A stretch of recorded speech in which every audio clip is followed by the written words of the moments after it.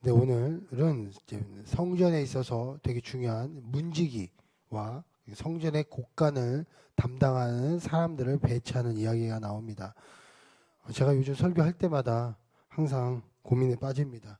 계속 배치하는 이야기만 나오거든요. 성전에 또 이것저것 또 어떻게 해야 되는지. 저는 또 한편으로는 이 모습은 우리 교회 가운데 또 우리 삶의 성전 가운데 우리가 꼭 해야 돼야지 그런 모습들이라고 생각합니다. 그러니까 한마디로 하나님의 삶의 성전을 우리가 만들어가는 과정처럼 이때 성전을 만드는 과정 속에서 이런 요소들이 또 이런 사람들이 계속 세워진 것처럼 지금 우리의 삶의 성전에도 우리 성전에도 계속 이렇게 세워져야 된다는 것이죠. 그래서 지난번에는 금요일 날은 제가 찬양으로 가득 차야 되는 성전의 이야기를 했습니다. 오늘은 문지기와 또 오늘 성전 곡간을 맡은 사람들이 나오는데요. 여기도 말씀을 이제 처음부터 끝까지 읽어보면 계속 누가 누구를 맡고 어떤 사람이 이 직분에 세워졌고 했던 말씀들만 나와요. 그래서 제가 전체적으로 읽지는 않았습니다. 왜냐하면 읽으면 또 누가 누구를 또 어떻게 하고 계속 그런 말씀만 나오기 때문입니다. 근데 그 중에서 오늘 특별하게 두 사람, 두 그룹이라고 할까요? 이 두 그룹이 나와요. 하나는 문지기에서의 한 그룹이 있고 또 특별히 그러니까 이 많은 말씀 중에 우리 성경을 잘 보면 이 족보나 이런 사람들이 배열하는 것들을 잘 보면요. 말씀을 읽다 보면 배열하는 것을 잘 보면 그냥 쭉 누가 뭘 했고 첫 번째는 누구고 두 번째는 누구고 어떤 사람이 남쪽을 맡고 막 이런 식으로 다 배치가 돼요. 근데 그 중에서 꼭 그렇지만 이 사람은 복을 받았더라. 이 사람은 어떤 사람이라. 이 사람은 자손이 많더라. 뭐 이런 말 구절에 한 구절씩 꼭 들어가는 그 경우가 있습니다. 성경이 이 모든 사람들을 소개하지는 않기 때문에 간략하게 소개하는데 그 중에 한두 사람에게는 좀 집중적으로 한두 줄 더 긴 경우가 있어요. 이런 경우를 우리가 성경을 볼 때 그냥 이 사람이 복을 받았구나 생각하겠지만 우리가 특별하게 더 생각을 해야 되는 게 이 사람은 다른 사람보다 하나님 보시기에 굉장히 그 당시에 굉장한 활약을 했다는 거예요.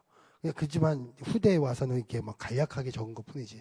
그만큼 이 당시에는 굉장히 하나님 앞에 잘 섬기거나 뭔가 특출났던 인물이었다는 것이 그렇게 등장하는 사람의 모습입니다. 그래서 우리 성도님들 성경 말씀을 읽으실 때 꼭 이런 사람이 이렇게 한 줄을 등장했다. 뭐 구약을 읽다 보니까 누가 복을 받았다. 이렇게 써 있다면 이 사람이 이 당시에는 굉장히 믿음이 좋았던 사람이구나. 아니면 이 사람은 굉장히 복을 받았던 사람이구나. 라고 생각하셨으면 좋겠어요. 5절에 이런 인물이 있습니다. 오베데돔이 나오는데요. 제가 예전에 오베데돔에 대한 설교를 했습니다. 똑같이 역대상 설교를 할 때 한 몇 달 전에 했던 설교가 있습니다. 그래서 이분을 놓고 집중적으로 얘기하려고 하지는 않지만 이 오베데돔이 왜 복을 받았는가? 5절에 이런 말씀이 있습니다. 5절에 이는 하나님이 오베데돔에게 복을 주셨음이니라. 문지기들이 계속 나와요. 문지기가 아무나 되는 게 아닙니다. 이 당시에 문지기도요. 복을 받아야만 될 수 있어요. 하나님의 성전을 늘 가까이 하는 지금을 따지면 경호실장 청와대 경호실장 이런 사람보다 훨씬 더 힘 있는 사람이죠. 그 정도로 막강한 사람이 이제 문지기인데 이는 하나님이 오베데돔에게 복을 주셨다. 이 오베데돔에게 복을 주셨다고 써 있습니다. 유독 오베에돔의 이름이 나옵니다. 또 오베데돔이 어떤 복을 받았냐면 유독 이 오베데돔에게는 8절에 이런 말씀이 있습니다. 이는 다 오베데돔의 자손이라 그들과 그의 아들들과 그의 형제들은 다 능력이 있어 그 직무를 잘하는 자이니 오베데돔에게서 난 자가 62명이요. 우리 사랑하는 성도님들 보면 다 능력이 있겠죠. 직무를 잘하겠죠. 이 당시에 뽑힌 사람들이 그냥 섰겠습니까? 나름대로 다 일을 잘하는 거예요. 근데 유독 이 오베데돔에게는 아들들과 그 형제들이 능력이 있고 또 직무를 잘한다고 했어요. 직무를 잘하는 것은 일을 잘한다는 것이죠. 그 분야에서는 굉장히 인정받는다는 것이죠. 제가 지난번에 그런 설교를 했는데 한마디로 오베데돔의 자손들이 능력 있고 다 직무를 잘하는 이런 인정을 받을 정도로 복을 하나님께서 누렸다는 거예요. 60명의 자손이 있을 정도로 굉장한 복을 누렸다는 것이죠. 왜 오베데돔이 이런 복을 받았을까요? 저는 이 말씀 보면서 다시 한번 예전에 했던 말씀들이 생각났습니다. 오베데돔이 왜 이런 복을 받았을까요? 제가 말씀 오베데돔의 그 역대상 12장인가 그쪽에 말씀을 보면 우사가 나옵니다. 우사. 우리 뭐 성도님들 기억나시죠? 이 우사가 언약궤를 가지고 왔습니다. 근데 이 언약궤를 가지고 오는 때 이 우사가 실수를 해요. 함부로 만져요. 그래서 다윗이 언약궤의 명령을 내렸을 때 함부로 만졌다가 어떻게 됩니까? 우사가 죽게 되죠. 근데 이 언약궤가 그냥 여기다 놓을 수 없으니까 누구의 집에 맡겨요? 그 집이 바로 오벳 에돔의 집이었어요. 그래서 이 오벳 에돔의 집에 석 달간 머물었다 뭐 이렇게 써져 있습니다. 그랬더니 하나님의 영이 임하고 복이 임했다라고 하는 거예요. 하나님의 언약궤가 하나님의 임재가 그의 집에 가득하니까 무엇이 됐어요? 하나님의 그 은혜가 그 집에 넘쳤다는 거예요. 하나님과 함께 했기 때문에 그 복이 넘쳤다는 것이죠. 그래서 이 복이 어떻게 나타나냐? 오늘 방금 읽은 이 8절에 나타나는 겁니다. 그래서 능력 있고 직분을 잘하니 자손이 잘 됐다는 것이죠. 이런 복이 누구한테 왔어요? 오베데돔에게 왔고 이 오베데돔에게 하나님의 성전이 하나님의 언약궤가 임했기 때문에 그 가족에게 나타나는 것이죠. 그러면 늘 뭐 하나님의 임재가 함께하면 얼마나 감사하겠습니까? 뭐 다 감사하죠. 근데 제가 그때 이런 말씀을 했습니다. 왜 복을 아무리 하나님이 임재를 해도요, 이 받아들이는 게 참 우리 성도님들의 저와의 성도님들의 이 마음가짐 얼마나 중요한지 모르죠. 왜냐하면 우사가 죽은 것을 보고 그 언약궤가 우리 집에 왔다가 또 잘못되면 어떻게 되지? 우리도 다 죽는 거 아니야? 라고 오베돔이 계속 생각했다면, 부정적으로 생각했다면 어떻게 했겠습니까? 그 언약궤가 오는 것을 너무나 힘들어했을 겁니다. 그러나 이 어떻게 했어요? 우사가 죽음에도 불구하고 이 언약궤가 우리 집에 오면 축복을 받는다라고 생각하니까 어떻게 됐어요? 복이 누렸다는 거예요. 이게 핵심이라는 것이죠. 우리 사랑하는 선생님들이 갑자기 언약궤가 딱 온다고 생각을 해보세요. 그런데 이게 방금 전에 누가 죽었어요. 그것 때문에.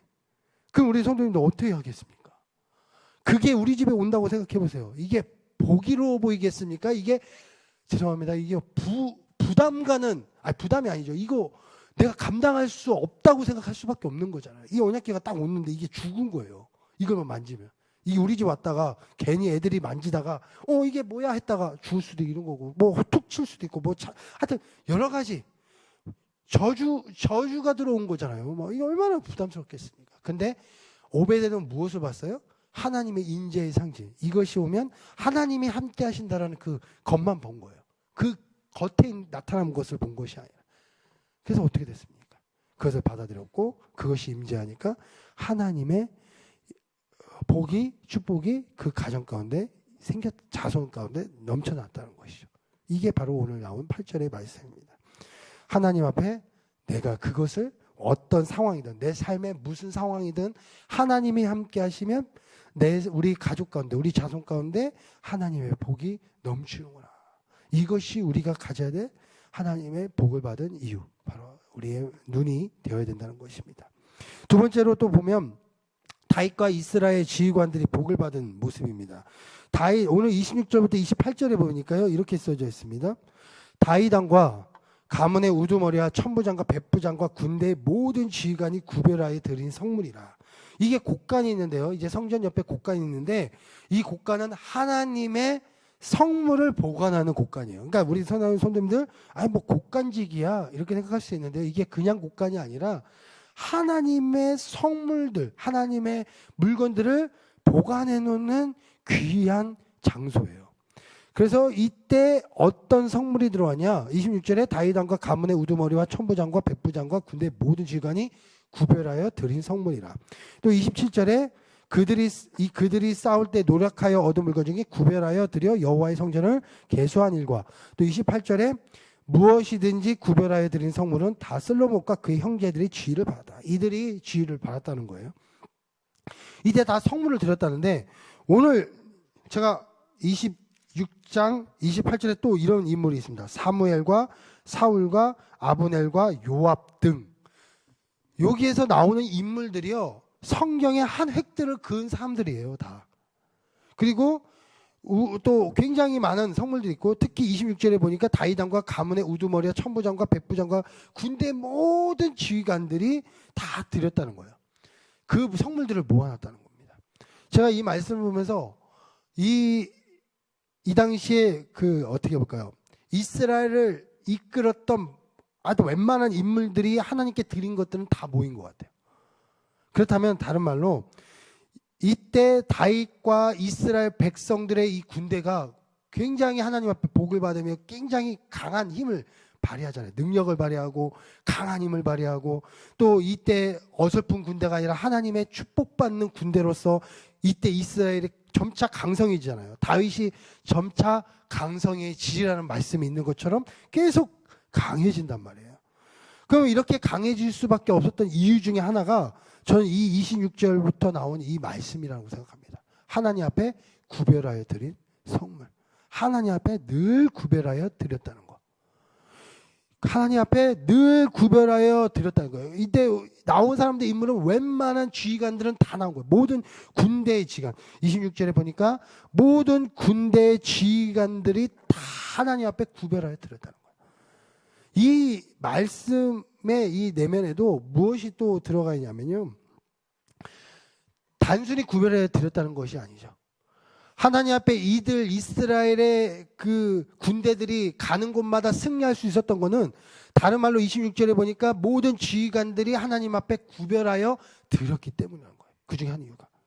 그러면 이걸 왜 구별하여 드렸을까? 그들은 늘 전쟁 가운데 하나님이 보호하심에 우리 가운데 승리를 주셨기 때문에 또 이 승리는 하나님께서 우리에게 주셨기 때문에 또 전쟁 후에 모든 얻는 것도 다 하나님의 것이기 때문에 그것을 모두 받아서 누구에게 드렸다는 거예요? 그 중에 구별하여 하나님 앞에 드려야 될 것 중에 첫 번째 거나 첫 양이나 첫 소유물이나 하나님께서 멸하라는 거 멸하고 남은 것이나 이 모든 것도 하나님의 명령에 따라 하나님 앞에 늘 구별하여 드렸기 때문에 어떻게 됐어요?